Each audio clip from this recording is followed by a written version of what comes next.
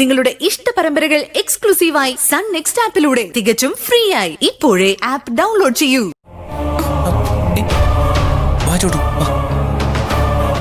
Pavithran sir, ഒന്നിങ്ങി വന്നേ, ഒന്നിങ്ങി വാ. അമ്മേ, എന്താ ദർശനം? സർ, മാർക്കറ്റിൽ നടന്ന കാര്യത്തെക്കുറിച്ച് ഇപ്പൊ അമ്മയോടൊന്നും പറയണ്ട. എന്താ ചേച്ചിയോട് പറഞ്ഞാല്? പറയാൻ പാടില്ല. ഓ, എനിക്ക് തല പെരുത്ത് വരുന്നുണ്ട്. എന്നെ വട്ടുപിടിപ്പിക്കാനാണോ ഇവളിങ്ങനെയൊക്കെ കാണിച്ചു കൂട്ടുന്നേ? നീ എന്റെ മുന്നിൽ വരരുതെന്നും പ്രശ്നം ഉണ്ടാക്കരുതെന്നും ചേച്ചിയും ഡോക്ടറും നിന്നോട് വ്യക്തമായിട്ട് പറഞ്ഞിട്ടുള്ളല്ലേ. പിന്നെ എന്തിനാ നീ? ശരിയാ, ഡോക്ടറും അമ്മയും പറഞ്ഞതാ. പക്ഷേ ഇപ്പൊ ഞാൻ അങ്ങോട്ട് വന്ന് ഒന്ന് സംസാരിച്ചില്ലല്ലോ. നിങ്ങളുടെ മുന്നിൽ നിന്നും പവിത്രൻ സാറിനെ ഞാൻ മാറ്റിക്കൊണ്ടു വന്നല്ലേ സംസാരിച്ചത്. നിങ്ങളല്ലേ ഇങ്ങോട്ട് വന്ന് സംസാരിക്കാൻ വന്നത്. ഞാനോ? നീയല്ലേ ഒരു കാര്യമില്ലാതെ വന്ന് ചേച്ചിയെ കാണാൻ പോലും സമ്മതിക്കാതെ പ്രശ്നം ഉണ്ടാക്കിക്കൊണ്ടിരിക്കുന്നെ.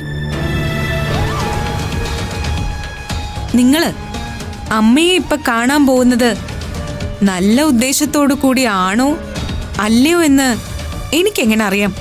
ദർശനെ, എന്തൊക്കെയാ ഈ പറയുന്നത്? മനഃപൂർവ്വം പ്രശ്നം ഉണ്ടാക്കാൻ ശ്രമിക്കുകയാണോ? പവിത്രൻ സാറേ, ഞാൻ മനഃപൂർവ്വം പ്രശ്നം ഉണ്ടാക്കാനൊന്നും വന്നതല്ല. മാർക്കറ്റിലുണ്ടായ പ്രശ്നം അമ്മയോട് ഇപ്പൊ പറയണ്ട. പവ്യങ്ങളെ, ഇപ്പൊ അമ്മ അത് അറിയിച്ച് വെറുതെ ടെൻഷൻ കൊടുക്കണോ? കൊള്ളാം, ചക്കിക്കൊത്ത ചങ്കരൻ. എടാ, നിനക്ക് നാണോ ഇല്ലേ രൂപേഷെ? ഇവള് പറയുന്ന എന്തിനും ഇങ്ങനെ സിന്ദാബാദ് വിളിച്ച് നടക്കാൻ? കഷ്ടം. അയ്യോ, അതല്ല ആന്റി. ഏതല്ലെന്ന്? മാർക്കറ്റിൽ വെച്ച് ഇന്ന് നടന്നതേ കബഡി കളിയൊന്നും അല്ല, കരുതിക്കൂട്ടി നടത്തിയ കൊലപാതക ശ്രമം.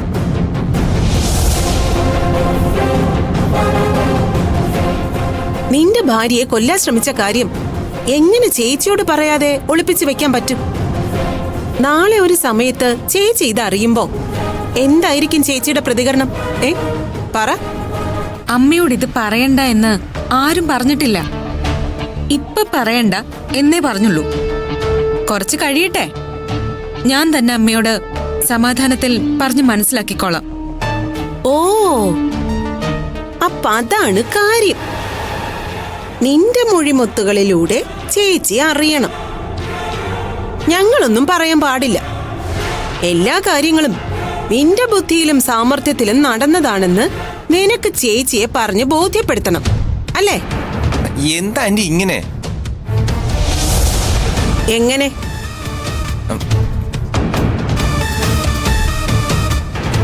പവിയേട്ട, ഇപ്പൊ എന്തായി? ജീവൻ പണയം വെച്ച് ഇവളെ രക്ഷിച്ചതൊക്കെ വെള്ളത്തിൽ വരച്ച വര പോലെ ആയില്ലേ? ഇവക്ക് വേണ്ടിയിട്ടാണോ കയ്യില് വെട്ടം വാങ്ങിച്ച് വന്നിരിക്കുന്നെ?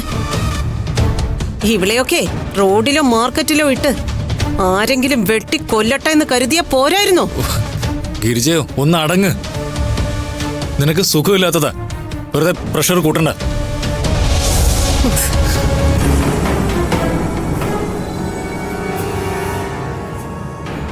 ദർശന പറഞ്ഞതാ കറക്റ്റ്. ചേച്ചിയോട് സമാധാനമായിട്ട് ദർശന തന്നെ പറയട്ടെ. എന്ത് കറക്റ്റാണോ നിങ്ങൾ പറയുന്നേ? എടി, ഞാൻ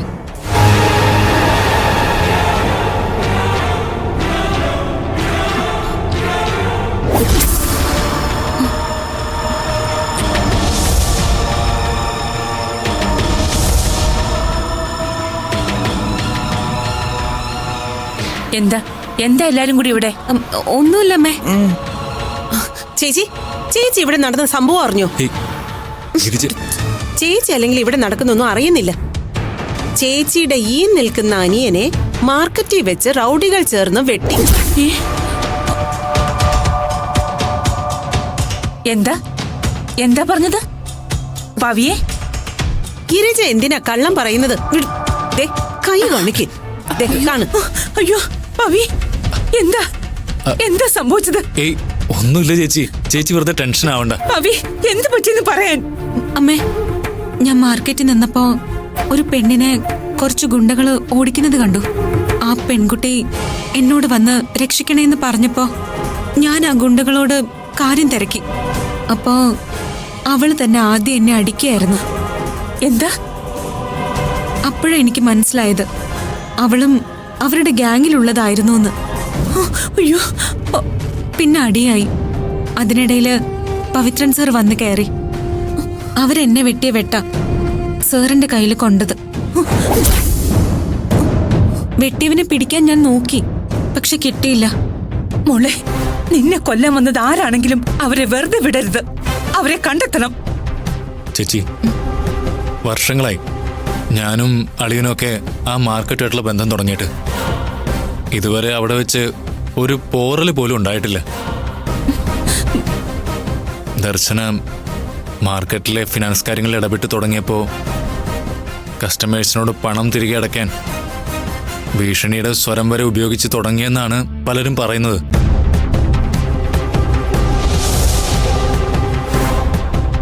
പരസ്പര വിദ്വേഷത്തിന്റെ ഫലമാണ് ഈ കൊലപാതക ശ്രമമെന്നാ എനിക്ക് തോന്നുന്നത്.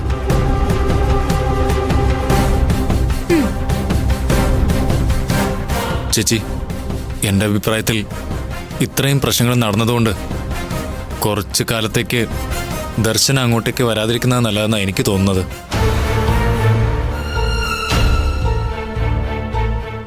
കുറച്ച് ദിവസം കഴിയുമ്പോൾ ഈ പ്രശ്നങ്ങളൊക്കെ താനെ മാറിക്കോളും.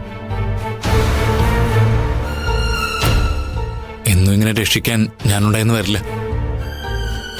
പവിയങ്കള് പറഞ്ഞു വരുന്നത് കേട്ടാ, ദർശനെ വെട്ടാൻ വന്നവരുടെ പക്ഷത്താണ് ശരിയെന്ന് തോന്നുമല്ലോ. അയ്യോ മോനെ, അങ്ങനെയല്ല. മോനെ രൂപേഷേ, നിന്റെ പവിയങ്ങളെ സ്നേഹം കൊണ്ട് പറയുന്നതേ നിനക്ക് മനസ്സിലാവുന്നില്ല. അതാ നമ്മൾ ഒരു കാര്യം ഓർക്കണം, വിതയ്ക്കുന്നതേ കൊയ്യാൻ പറ്റും. നമ്മൾ മറ്റുള്ളവരോട് എങ്ങനെ പെരുമാറുന്നുവോ അതേ പെരുമാറ്റേ നമുക്ക് തിരിച്ചും കിട്ടും. ദർശന ഇതിനു മുൻപ് മാർക്കറ്റിൽ വെച്ച് ഇത്തരം റൗഡികളോട് വഴക്കിനും വക്കാണത്തിനും പോയിട്ടുണ്ടല്ലോ. അവന്മാരൊക്കെ കൊട്ടേഷൻ ഗ്യാങ്ങല്ലേ. അവസരം കിട്ടിയപ്പോ തിരിച്ചടിച്ചു കാണും. ഇതൊന്നും അറിയാതെ ഇതിനിടയിൽ ചെന്ന് പ്രതീക്ഷിക്കാതെ അകപ്പെട്ടു പോകുന്ന എന്റെയും രഞ്ജിനിയുടെയും ഭർത്താക്കന്മാരുടെ കാര്യ കഷ്ടം. ഇന്ന് തന്നെ എന്റെ താലിഭാഗ്യം കൊണ്ടും ചേച്ചിയുടെ പ്രാർത്ഥന കൊണ്ടുമാ പവിയേട്ടൻ മരണത്തിൽ നിന്ന് രക്ഷപ്പെട്ടു വന്നത്. ഗിരിജ മാഡം, നേരത്തെ എന്തോ പറയുന്നുണ്ടായിരുന്നല്ലോ, വിതയ്ക്കുന്നതേ കൊയ്യാൻ പറ്റുള്ളൂന്ന്. ഈ കളയുണ്ടല്ലോ, പതിര്, അത് വിതയ്ക്കുന്നതല്ല, താനെ പൊട്ടിമുളയ്ക്കുന്നതാ. അതിനെ പിഴുതെറിഞ്ഞാലേ ഗുണം പിടിക്കും. ഇപ്പൊ എനിക്കൊരു കാര്യം മനസ്സിലായി. ആ ഗുണ്ടകളെ ഏർപ്പാടാക്കിയത് നീയാ.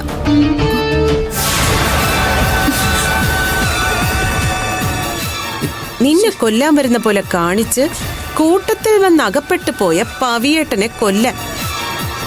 പിൽപത്രത്തിന്റെ കാര്യത്തിലേ കുഴപ്പക്കാരി ഞാനാണല്ലോ. അപ്പൊ എന്നെ വിധവയാക്കി മൂലയിലിരുത്താൻ നീ കണ്ടെത്തിയ മാർഗമായിരുന്നു ഇത്. ഗിരിജ, നീ എന്തൊക്കെയാ പറയുന്നേ?